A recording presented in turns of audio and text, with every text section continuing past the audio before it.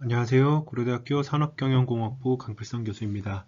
일반대학원 비즈니스 애널리틱스 수업의 이제 5번째 큰 챕터인 준지도 학습 세마이 슈퍼바이스드 러닝을 진행하고 있고요. 그 중에서 3번째 이제 꼭지인 그래프 기반의 세마이 슈퍼바이스드 러닝에 대해서 설명을 하도록 하겠습니다.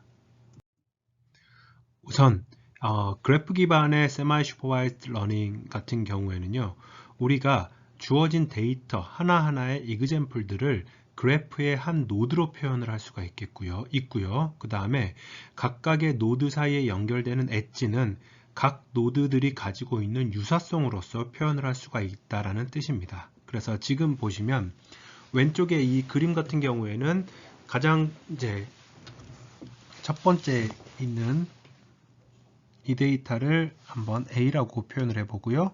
이 데이터를 B라고 표현을 해봤을 때 A하고 B를 바로 봤을 때는 굉장히 다른 것처럼 보이지만, 만약에 어떤 요 픽셀에 대한 핸드 리튼 디짓을 하나의 인베딩 공간에서 노드로 표현할 수 있다면, 각 객체를 노드로 표현할 수 있다면 A가 이쯤에 있는데 뭔가 중간에 이걸 A라고 하고 이걸 B라고 했을 때, 이번에는 중간에 기역, 니은, 디귿, 리을이라고 해볼게요.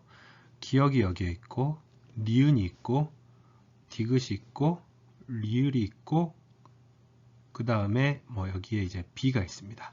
그러면 일부분을 이제 그린 거긴 하지만 나머지 노드들도 이제 나머지 그림들도 다른 쪽에 어떻게 이어져 있더라고 하고요. 여기에 있는 이 A라는 게 만약에 숫자 A보다는 B가 훨씬 더 확실하겠네요. 숫자 2였다면 나머지 A부터 기역, 니은, 디귿, 리을이 전부 unlabeled 데이터일지라도 유사성을 바탕으로 이렇게 레이블을 spread 또는 propagation 한다고 표현을 하는데요. propagation을 하다 보면 뭔가 이웃의 이웃의 이웃의 이웃의 이웃이니까 얘도 2인 가능성이 있지 않을까라고 이제 생각을 하는 거죠. 그래서 보시는 바와 같이 가장 기본적인 가정 자체는 그래프가 이제 주어지는 겁니다. 근데 이 그래프는 레이블드 된 데이터와 언레이블드 된 데이터로 구성이 되어 있고요. 각각의 객체들, 이제 인스턴스들이라고 하는 게 바로 그래프의 노드에 해당하겠죠. 또는 vertex에 해당하겠죠. 노드들이 만약에 heavy edge로, 그러니까 강한 가중치로 연결이 되어 있을 경우에는 걔네들은 아마도 비슷한 레이블을 가질 가능성이 높을 것이다 라고 가정을 하는 겁니다. 그래서 두 가지인 거죠. 그래프는 레이블드 된 데이터와 언레이블드 된 데이터를 이용을 해서 그래프를 그릴 수가 있다.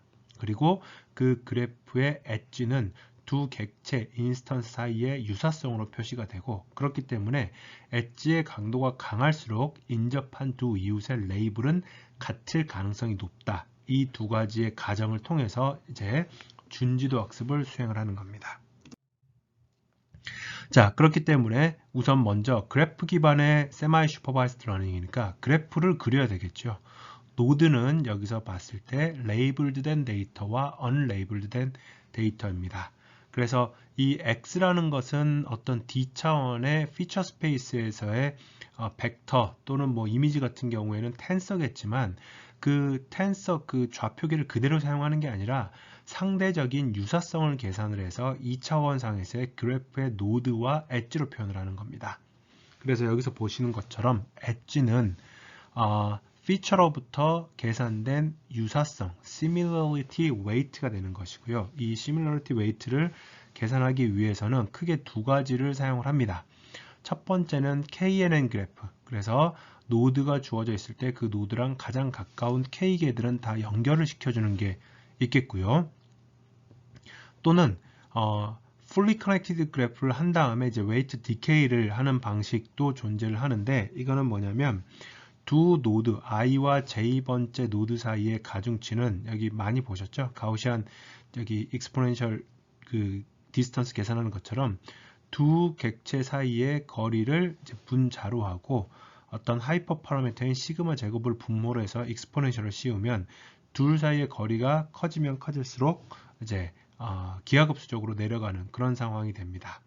근데 이거는 이제 여기서 보시는 것처럼 fully connected로 표현이 되어 있기 때문에 모든 엣지들이 다 연결되어 있으니까 다소 계산이 조금 스파르스한 데이터가 안 만들어지니까 까다롭고요. 엡실론 레디우스 그래프라는 거는 어떤 노드 기준으로 해서 일정 컷오프를 정해서 그 컷오프 이상에 해당하는 가중치들만 연결을 시켜주는 겁니다. 그래서 KNN과 엡실론 네이버후드가 정확하게 정반대의 개념을 갖고 있는데, KNN은 개수를 기준으로 실제 가중치가 몇이든 상관없이 개별 객체의 K개에 가까운 노드를 이어주는 것이고요. 엡실론 네이버 레디우스 그래프 같은 경우에는 각각의 노드들에 대해서 컷오프 이상의 그 가중치를 갖는 유사도를 갖는 노드들만 만들어주는 겁니다. 둘 사이의 장단점은 극명한데요. 얘 같은 경우에는 노드 사이의 밀도, 그러니까 데이터의 밀도 고려가 되지 않습니다. 가까이 있던 아니면 멀리 떨어져 있던 그 객체 기준으로 K개의 nearest neighbor를 다 연결하기 때문에요. 반면에 엡실론 같은 경우에는 아이솔레이션이 되거나, 그러니까 트리가 모든 객체가 커넥트 되지 않을 수가 있습니다. 임의의 i와 j가 연결된다라는 보장이 없어집니다. 자, 이게 무슨 말이냐면 여기서 이렇게 노드들이 이런 식으로 만들어져 있으면요, 데이터들이 자기들끼리만 연결이 되고, 여기서 보시는 것처럼 각각의 서로 다른 두 그룹들 사이에는 연결이 되지 않는다는 뜻입니다. 그래서 보통은 이제 fully connected 그래프나 엡실론 레디우스 그래프를 먼저 만든 다음에 여기에다가 MST라 그러죠. 미니멈 스패닝 트리를 만들어서 하나 정도를 연결시켜줘서 레이블이 프로파게이션이 될 수 있는 그래프를 만들어주는 게 일반적입니다. 자, 그런 다음에 여기서 두 번째, 여기서 보시는 어썸션을 다시 한번 가정을 보면요, 객체들이 이 엣지의 강도가 크면 클수록 같은 레이블을 가질 가능성이 높다. 그러면 X3 같은 경우에 보면 과연 얘는 파란색이냐 빨간색이냐인 가능성에 대해서 아무래도 X1, 이 굵기가 강도 또는 유사도라고 표현을 하자면요, X1이 가지고 있는 레이블과 비슷한 레이블일 가능성이 높다. 그래서 얘는 블루일 가능성이 레드일 가능성보다 더 크다라는 얘기입니다. 아무래도 X1과 더 강하게 연결이 되어 있기 때문에. 자, 이것을 이제 최적화 문제로 한번 포뮬레이션을 해볼게요. 제일 먼저 민컷 알고리즘으로 이제 표현을 해보자면, 이거는 뭐냐면요, YL은 픽스가 되어 있습니다. 이 말은 무슨 얘기냐면 레이블된 데이터의 Y 값들은 바뀔 수 없습니다. 정답이 항상 고정되어 있어요. 그리고 unlabel된 데이터의 YU는 둘 중에 하나입니다. discrete, 이제 어떻게 보면은 인티저 프로그래밍 문제가 되는 거죠. 0 아니면 1의 값만 가져야 됩니다. 그리고 전체 데이터가 n개이니까 n-L, 그러니까 레이블된 데이터 빼고 나머지들은 0부터 1 사이만 돼야 됩니다. 그러면서 이걸 미니마이즈를 해야 되는데, 이 미니마이즈 되는 게 어떤 상황이냐면 여기 보시는 것처럼 wi하고 wj의 0과 1의 값의 차이는 yi와 yj의 0, 1의 값의 차이는 여기 보시는 wij가 크면 클수록 얘네들은 yi하고 yj는 같아야 돼요. 그래야지만이 wij를 곱했을 때 로스 함수가 이제 0이 되겠죠. 만약에 wi하고 wij가 굉장히 작다면, 여기서 한번 표현을 해보겠습니다. 만약에 큰 wij라면 이 경우에는 yi랑 yj는 최대한 같아야 됩니다. 그래야지만이 로스 함수가 커지지 않겠죠. 만약에 이 small wij라고 한다면 yi가 yj랑 다를 수 있는 가능성을 부여합니다. 항상 달라야 된다는 게 아니에요. 가능성을 부여한다는 얘기는 굉장히 약하게 연결되어 있으니까 얘네들 사이에는 레이블이 다를 수도 있겠구나 라는 것을 허용한다는 얘기죠. 이것을 최적화 문제로 한번 풀어보면 지금 보시는 것처럼 이렇게 나옵니다. 대문자로 되어 있는, 이 벡터로 되어 있는 건 뭐냐면 전체 데이터에 대한 y 레이블이에요. 그래서 여기서 보면 small yi부터 대문자 yli라고 되어 있는 게 뭐냐면 얘네들은 얘가 정답이고요. 여기서 보시는 것처럼 얘가 이제 정답이 되겠고요. 레이블된 데이터의 정답입니다. labeled y고요. 얘는 labeled y와 unlabeled y가 합쳐져 있는 벡터인데 그 중에서 labeled 된 것, 추정치예요. 추정치. 근데 여기 보시는 것처럼 yL을 fix했다라고 했기 때문에 실제 정답하고 우리가 추정하고자 하는 이 labeled 된 데이터의 y 값은 무조건 같아야 돼요. 그렇기 때문에 이 앞에 지금 보시면 무한대가 붙어 있는 거 볼 수가 있겠죠. 이게 바로 여기서 보면 다시 한번 이거를 디컴포지션 해보면 이 부분 있죠? 이 부분이 fix yl 요거를 지금 표현해 준 내용입니다. 요걸 이렇게 표현해 준 거예요. 무조건 하늘이 두 쪽 나도 레이블드 된 데이터는 바뀌면 안 된다. 레이블이 바뀌면 안 된다. 그리고 난 다음에 뒤에서 보면 어쨌든 차이를 절대값하는 것보다는 이거 이제 미분 뭐 가능하고 이렇게 하려면 제곱하는 거나 별반 차이가 없으니까 뒤에 있는 부분들 여기에 있는 요 같은 이제 가까이 붙어 있는 애들이면 웬만하면 레이블이 같아야 된다라는 파트가 지금 여기서 이렇게 표현이 되는 부분입니다. 자, 그래서 이거는 사실은 이제 조합 최적화, combinatorial problem인데 다행히도 그 NP 하드나 NP complete는 아니고요. 폴리노미얼 타임 안에 솔루션을 구할 수가 있는 문제예요. 그런데 여기서부터 이제 한 발짝 더 나아가서 보겠습니다. 몇 가지 조건들을 앞에 있는 지금 내용들은 앞에 있는 이 민커 프로블럼은 굉장히 제약 요건이 강해요. 뭐냐면 y값 바꿔서도 안 되고요. 그 다음에 y 레이블이 무조건 정수형 0 아니면 1이어야 됩니다. 그래서 이거를 약간 완화시킨 게 뭐냐면요. 여기 보시는 것처럼 discrete label을 continuous label로 표현할 수 있다. 이렇게 이제 바꿔주는 거예요. 그랬을 때 우리가 찾고자 하는 이 하모닉 펑션은 어떻게 되냐면요. 지금 여기 두 번째 식에서 보시는 것과 같은 에너지 펑션을 최소화하는 것으로 바뀌게 됩니다. 그러니까 fx라는 게 이제 y에 대한 레이블인데 fxi가 xi에 대한 레이블로 추정된 함수인데 xi에 대한 추정 함수와 xj에 대한 추정 함수 값이 둘 사이에 엣지가 강하면 강할수록 가까이 위치하게 된다. 위치시켜라 라는 거죠. 여기서 릴렉스가 된 조건은 뭐냐면 y가 0 또는 1이다 라는 정수 조건이 지금 릴렉스가 된 거예요. 그러면 여기에 대해서 솔루션은 사실은 뭐가 되느냐면 그러면 얘네들은 이 가우시안 랜덤 필드의 평균이 되기 때문에 fxi는 j랑 i랑 다른 모든 j들에 대해서 가중치, 엣지들을 분모로 하고요.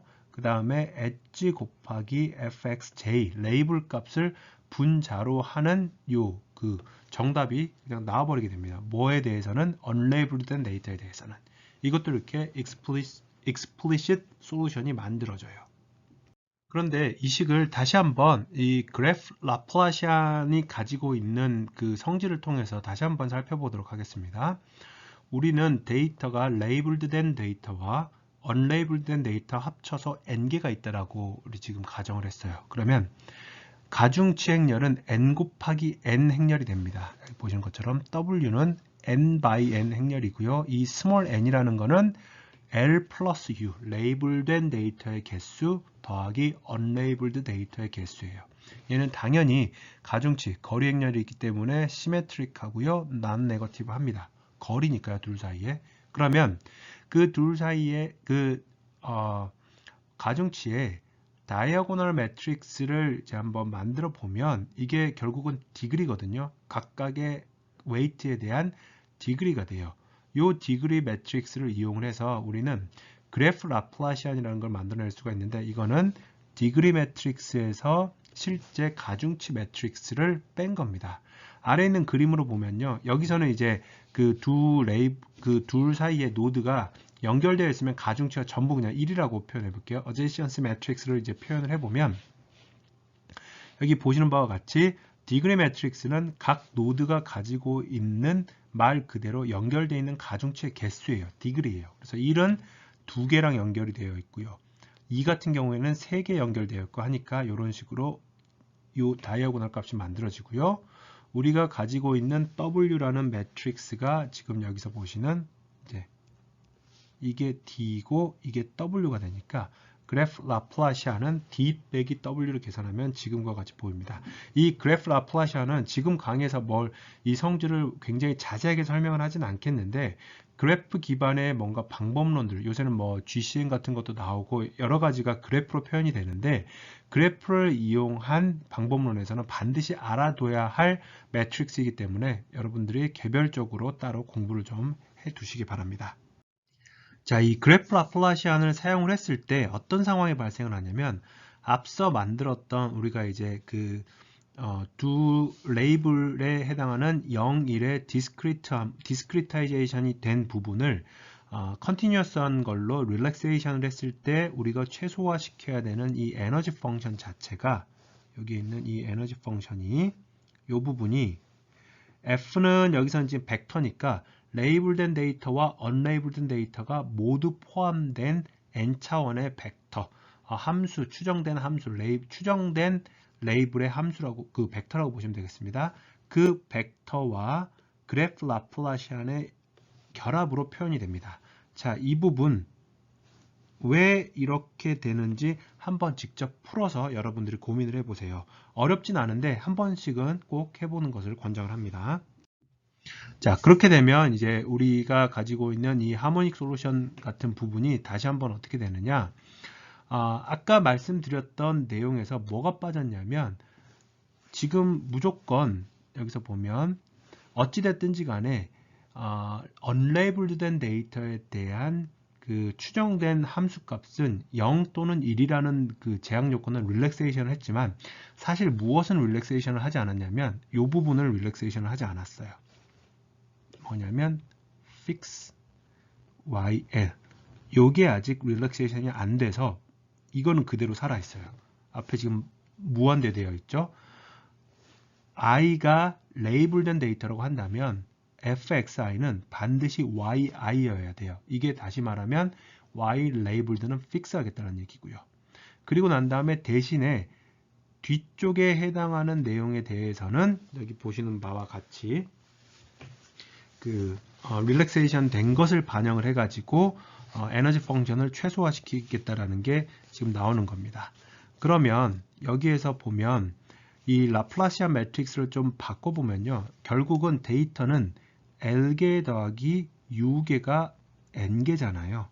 레이블이 된 데이터의 개수 L개, 언레이블드 된 데이터의 개수 U개, 합쳐서 N개입니다. 그렇기 때문에 라플라시안 매트릭스를 이렇게 이제 조금 재배치를 해볼게요. 여기 보시는 것처럼 델타 LL, 델타 LU, 델타 UL, 델타 UU 이렇게 지금 되어 있는 거죠. 그러면 여기에 대해서 우리가 해야 되는 부분이 뭐냐면 어차피 얘는 이제 고정이 되어 있고요. 그 다음에 이 부분을 최소화시키는 건데 미지수는 델타가 아니라 F잖아요. 그러면 여기에 대해서 이거를 이제 로스 함수라고 표현을 한다면 라운드 F분의 라운드 L이 0이 되어야 됩니다. 이 말은 무슨 얘기냐면 델타 F는 0이 돼야 된다는 뜻이거든요. 그러면 여기에다 대고 이제 솔루션을 얘를 FL이라고 표현을 하고요. 그 다음을 FU라고 표현을 할 수가 있겠죠. 요거를 했을 때 0이어야 돼요. 그러면 둘 중에 하나인데 지금 이거는 밑에 거를 사실은 쓴 건데 얘랑 얘를 곱해서 0이 되는 걸 지금 쓴 거예요. 다시 한번 써보자면 여기서 다른 색깔로 써보자면 델타 UL FL 더하기 델타 UU FU는 0입니다. 근데 우리가 필요한 거는 FU니까요. 델타 UU FU는 마이너스 델타 ULFL이에요. 근데 앞서 여기서 아직 레이블된 데이터의 정답이 바뀔 수도 있다라는 릴렉세이션은 없고 YL을 픽스 시켜놨기 때문에 얘는 YL로 치환이 되고요. 델타 UU 이쪽으로 넘어가게 되면 결국은 FU는 델타 UU의 인버스에 마이너스 여기 붙고요. 그 다음에 델타 UL 곱하기 YL 이렇게 나오게 되겠죠. 그게 바로 지금 여기서 보시는 이 식입니다. 그리고 이걸 하는 데 있어서 이것도 역시 우리가 관례적으로 계속적으로 습관적으로 쓰게 되는 건데 라플라시안 자체를 사용하는 게 아니라 여기 보시는 것처럼 노멀라이즈 라플라시안을 쓰게 됐을 때 계산의 안정성이라든지 뭐 이런 부분들이 좀 개선이 돼서 지금 보시는 바와 같이 라플라시안 대신에 노멀라이즈드 라플라시안을 지금 이렇게 쓰는 것을 우리가 확인을 하실 수가 있을 거예요.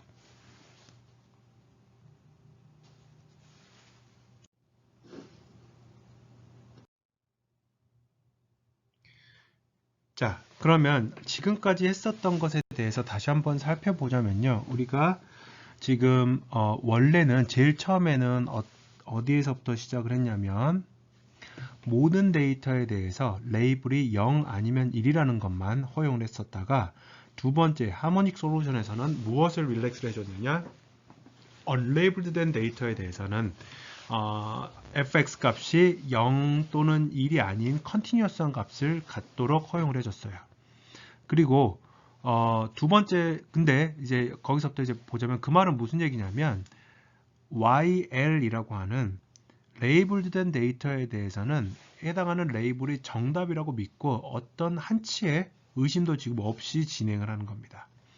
근데 우리는 데이터에 노이즈가 존재한다는 것을 충분히 알고 있으니까 이런 상황이 발생할 수가 있겠죠. 만약에 what if에서 어떤 레이블들이 잘못 달려 있으면 어떡할 거냐. 그리고 우리는 만약에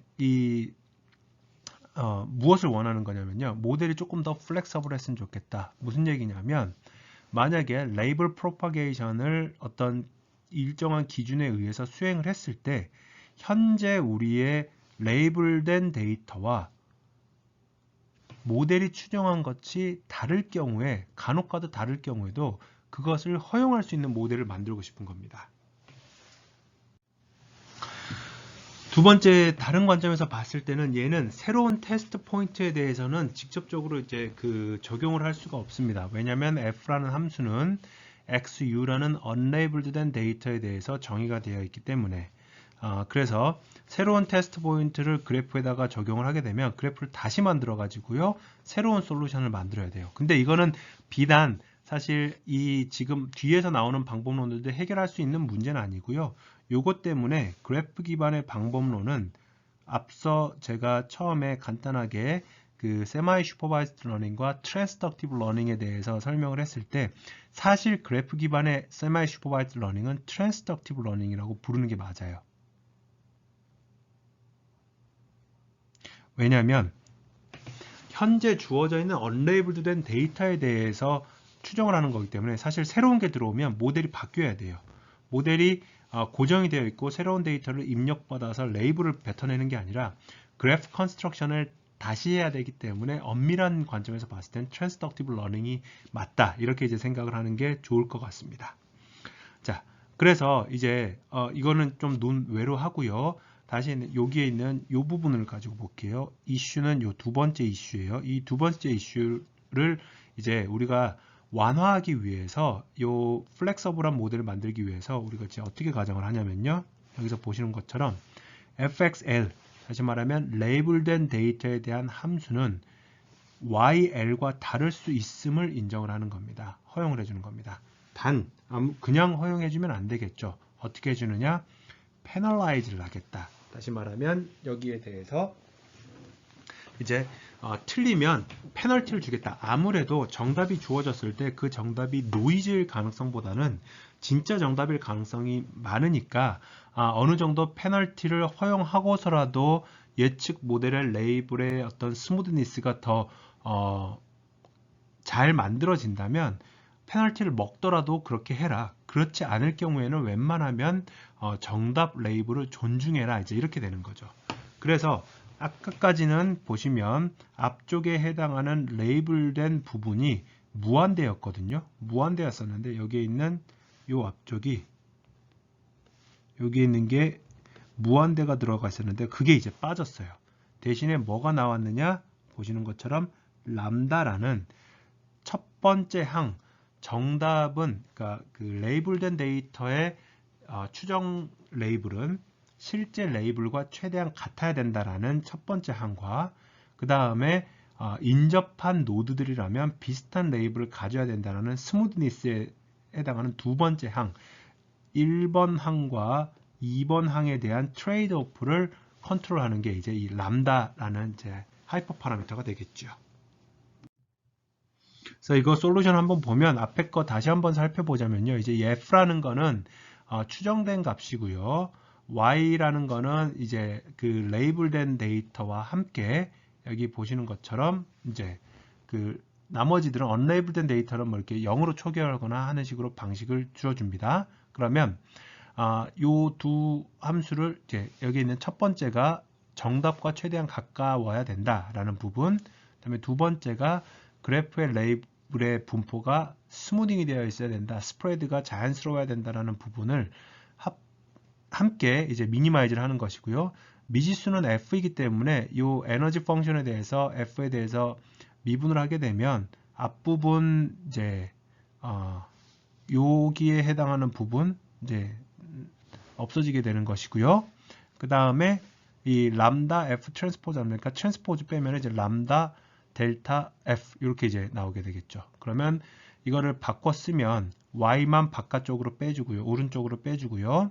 f를 끄집어내면 이제 아이덴티티 매트릭스가 있으니까 i 플러스 람다 델타 그래프 라플라시안이 되고요. 요 f는 결국은 여기에 해당하는 요 그 계산식으로 솔루션을 만들어낼 수가 있습니다. 이 말은 무슨 얘기냐면 사실은 이 그래프 기반의 세마이 슈퍼바이즈드 러닝은 바꿔 말하자면 explicit 솔루션이 존재한다는 뜻입니다. 왜냐하면 이 솔루션이 지금 보이니까요. 람다의 역할을 보면 람다가 크면 사실은 람다 델타의 영향력이 커지죠. 그 말은 무슨 얘기냐면 사실은 이 스무디니스에 더 포커스를 두겠다는 얘기입니다. 얘가 영향력이 커지니까 y 값을 바꿔버리는 f가 나올 수도 있다는 뜻이에요. 반면에 람다가 작으면 여기에 해당하는 부분이 줄어들게 되니까 거의 f는 그냥 i의 인버스의 y면 정답에 가까운 상황이 되겠죠. 그래서 레이블된 데이터의 정확도를 확보하는데 더 초점을 두는 상황으로 바뀌게 됩니다. 자, 그래서 여기 보시는 것처럼 극단적인 사실은 이 사례인데 그래프를 이렇게 만들어 보면 얘는 사실 안 이어져 있어 가지고 너무나 쉬운 데이터이긴 한데 레이블 프로파게이션을 할 때 각각의 데이터 포인트들이 여기하고 여기에서 시작을 해서 쭉 이렇게 그 프로파게이션 되는 부분들을 보시면 지금 여기 나와 있는 것과 같이 이제 그 결과물이 나타나는 것을 보실 수가 있겠고요. 아까 여기서 보면 앞에서 explicit solution이라 그랬는데 왜 이게 순차적으로 진행이 되냐? 여기서 보자면 아까 i 솔루션이 f는 i 플러스 람다 델타의 인버스의 y잖아요. 그러면 f 값이 아마 0 마이너스 이제 그 어떤 범주에 속할지에 해당하는 값으로 표현이 될 텐데 1 마이너스 1이라고 표현을 해봤을 때 그러면 어떤 특정한 스레시홀드, 다시 말하면 이 FU가 이런 식으로 표현을 하는 겁니다. 추정된 FU가 예를 들어 절대값이 0.7보다 크면은 이거를 레이블을 하고 그렇지 않을 경우에는 걔네들을 unlabel된 데이터로 바꾸란 얘기, 아니 놔두란 얘기입니다. 다시 말하면 추정된 레이블의 컨피던스가 일정 수준 이상일 경우에만 정답을 이제 만들어 주고요. 그렇지 않을 경우에는 놔둬라. 이건 사실은 어떻게 보면 그래프를 기반으로 프로파게이션을 하는데 셀프 슈퍼바이즈드 방식으로 하는 것과 비슷하겠죠. 이렇게 하거나 아니면 앞서 되어 있는 내용 그 수식을 통해서 한 방에 그냥 빵 해가지고 진행을 할 수도 있는 겁니다. 근데 이거는 참 그 어떻게 보면은 그 공격을 위한 데이터이긴 한데 두 그 U자 데이터가 겹쳐 있는 상황일 경우에는 사실은 이 사람들이 주장하고자 하는 건 뭐냐면요. 이 발레에서 이렇게가 하나의 레이블드된 집단이고요. 이만큼이 또 다른 레이블드된 집단일 경우에 이 그래프 기반의 세마이 슈퍼바이즈 러닝은 못 잡아낸다. 지금 여기서 보시는 것처럼 못 잡아낸다라는 것을 표현하고 싶은 건데 과연 누가 이 두 데이터가 이렇게 이제 겹쳐 있는 데이터에 대한 분포를 정확하게 파악할 수 있을 것인가? 이거는 세마이 슈퍼바이즈 러닝이 아닌 방법론도 그렇게까지 쉽진 않을 것 같아서 저는 여기에 대해서 동의하진 않는데 여러분들은 그냥 참고 삼아 봐주세요. 이러한 단점이 있다라고 공격을 받는다. 그래프 어썸션 자체가 틀렸을 경우에. 자, 이거를 저희 연구실에 이제 졸업생이고요. 지금 이제 한국전력에서 열심히 일하고 있는데 졸업생인 서덕성 학생이 이걸 활용을 해서 무엇을 한 적이 있었냐면 단어에 대한 센티먼트, 감성 점수를 이제 매긴 적이 있었어요. 이게 왜 그러냐면 감성 분석을 하는 데 있어서 여전히 사전 기반의 방법론들이 유효하게 사용이 되고요.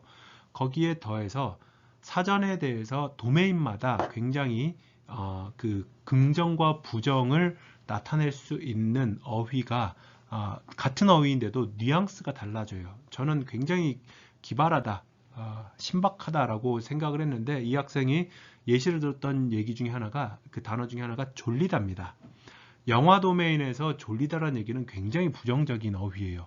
영화관에 갔는데 졸았다, 잤다. 그거는 재미없었다는 얘기입니다. 근데 만약에 그 리뷰의 대상이 침대였을 경우에는 굉장히 긍정적인 어휘로 바뀝니다. 이 침대에 눕자마자 졸음이 왔다, 졸렸다 이렇게 이제 표현을 하게 되면요. 그래서 도메인마다 물론 요새는 뭐 엄청 비용과 리소스를 많이 들여서 프리트레인드된 모델들 많이 있긴 하지만 도메인마다 만약에 어휘, 긍정, 부정 어휘가 달라질 경우에 사람의 손을 최소화하면서 어휘사전을 구축할 수는 없을까라는 그 질문에서 시작된 연구예요. 그래서 가장 대표적인 영화 그 리뷰 데이터를 많이 수집할 수 있는 영화 도메인에서 뭐 다음 롯데시네마, 메가박스 이런 데서 리뷰 데이터를 이제 수집을 했고요. 이거를 워드2백으로 인베딩 공간에 만든 다음에 거기에서부터 웨이트 매트릭스, 다시 말하면 유사도 행렬을 만들었어요. 유사도 행렬을 만들어서 개별적인 데이터들을 이제 그 그러니까 만든 다음에 여기서 보시는 것처럼 pre-labeled word라고 그래서 사전에 레이블된 단어들을 좀 제공을 해요. 근데 전부 다 제공을 하는 게 아니라 여기에 대해서 중심성이 높은, 다시 말하면 디그리가 높은 단어들을 기준으로 해서 누가 봐도 긍정적인 어휘와 누가 봐도 부정적인 어휘들을 해당하는 도메인에서 몇 가지를 사람이 찍습니다. 이게 이제 사람이 개입하는 처음이자 마지막 단계예요. 그렇게 찍어주면 그 데이터들의 레이블을 이용해서 그래프상에서 레이블을 프로파게이션을 시켜서 나머지 어휘들에 대해서도 이제 감성 점수를 계산할 수가 있다는 뜻입니다. 여기서는 반드시 긍정, 부정으로 0, 1로만 레이블할 필요가 없는 게 극단적인 0, 플러스 1, 긍정과 마이너스 1, 부정을 양극단치로 해서 레이블 프로파게이션이 된 그 어휘들의 그 수치 자체를 감성 척도로 사용을 했어요. 그래서 뭐 0.5점이면 중간 정도로 긍정이다. 0점이면 이거는 그냥 뭐 뉴트럴하다. 마이너스 0.5점이면 중간 정도로 부정이다. 이렇게 이제 해석을 할 수 있는 것이죠. 그래서 여기 보시는 것처럼 사전에 레이블을 단 단어들이 지금 보시는 것과 같은 내용입니다. 이거는 사람의 어떤 도메인 날리지하고 편향이 좀 들어갈 수 있는 부분이 있어요. 분명히 여기서는 뭐 좋다, 훌륭하다, 재미있다, 최고, 뭐 이런 눈물, 영화 도메인에서 눈물이 난다는 건 사실은 긍정적인 표현일 가능성이 높아요. 돈 아까워서 눈물이 났다 뭐 이렇게 쓰는 경우도 없잖아 있지만 대부분은 감동적이어서 눈물을 흘렸기 때문에 긍정 어휘가 되는 겁니다. 그랬을 때 여기 보시는 것처럼 이렇게 각각의 단어들에 대해서 파란색은 긍정어휘고요. 빨간색은 부정어휘예요. 검정색들은 현재는 레이블이 없는 것이고요. 그들에 대해서 워드 임베딩 공간에서 임베딩 공간에서의 유사성을 계산한 다음에 엣지들을 연결시켜 주었을 때 레이블을 프로파게이션을 함으로써 좀 흐린 식으로 투명하게 되어 있는 것들은 아주 긍정은 아니고 약간의 긍정들. 빨간색도 약간 반투명한 것, 불투명한 붉은색은 아주 부정은 아니고 반 정도 부정인 애들. 거기에 더해서 검정색은 여전히 레이블 프로파게이션을 했음에도 불구하고 이제 뉴트럴한 이런 이제 그 개념적인 예시를 지금 보여드린 겁니다. 그렇게 했을 때 단어들에 대한 센티멘트를 2차원 공간상의 TSNE로 이제 펼쳐서 보면 이런 식으로 이제 분포를 하고 있는 것을 우리가 확인을 할 수가 있고요. 거기에 대해서 여기 보시는 것처럼 존잘이라는 단어가 보통 배우들이 잘생겼을 때 쓰는 단어죠. 센티멘트 스코어가 0.38이니까 긍정, 약간의 긍정. 그리고 네거티브 단어들 같은 경우에는 어설프다라는 어떤 이 어근은 마이너스 0.3123점이니까 약간의 부정적인 뉘앙스를 가지고 있다는 것을 우리가 그림을 보면서 이 표를 보면서 알 수가 있을 겁니다. 자, 여기까지 해서 준지도 학습의 세 번째 방법론, 그래프 기반의 방법론에 대해서 설명을 드렸습니다. 수고하셨습니다.